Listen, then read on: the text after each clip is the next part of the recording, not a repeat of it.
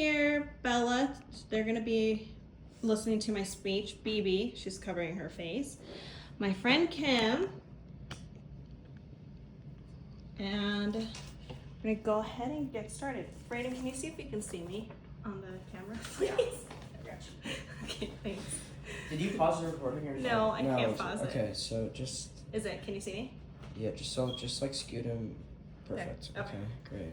All right. So my name is Stephanie Snowden. I'll be doing my speech to outline. And my specific purpose is to demonstrate how to make Syrian grape leaves and highlight the family traditions and cultural differences that make them unique. My central idea is to teach how to make traditional Syrian grape leaves while sharing how food traditions are passed through family and culture. Some of the most meaningful recipes aren't written. They're passed down from one person to another.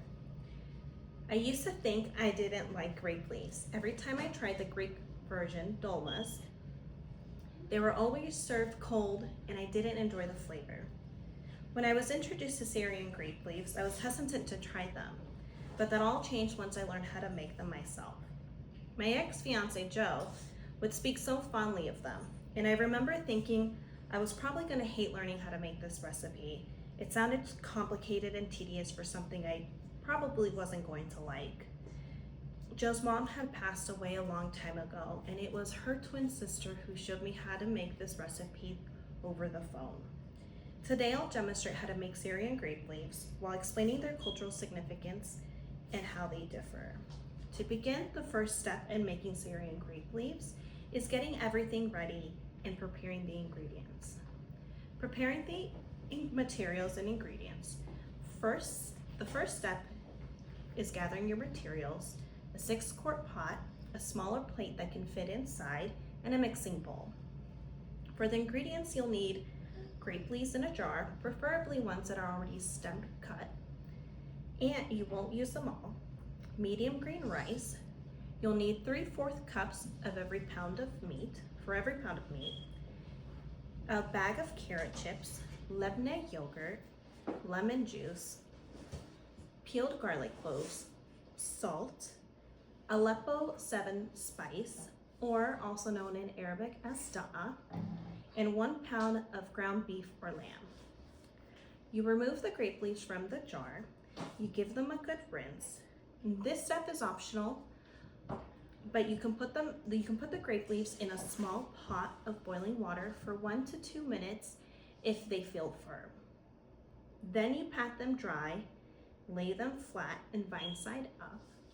One thing I've noticed is that Syrian cooking often uses simple, fresh ingredients to highlight the natural flavors.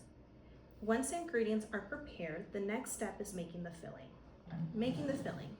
You start by rinsing the uncooked rice under water. In a mixing bowl, combine the rice, uncooked raw meat, and spices. The spices are measured more by feel than by exact amounts. Mix it together by hand until it's well incorporated.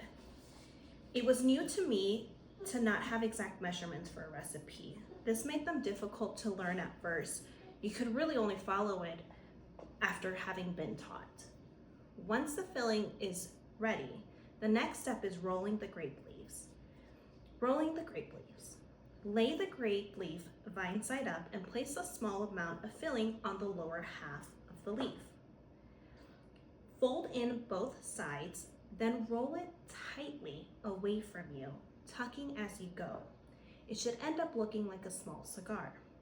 Repeat until the meat filling is done and set aside. This step takes patience and practice, but it's the most meaningful part. In his family, his aunts, uncles, and cousins would gather around a table, rolling hundreds of these together.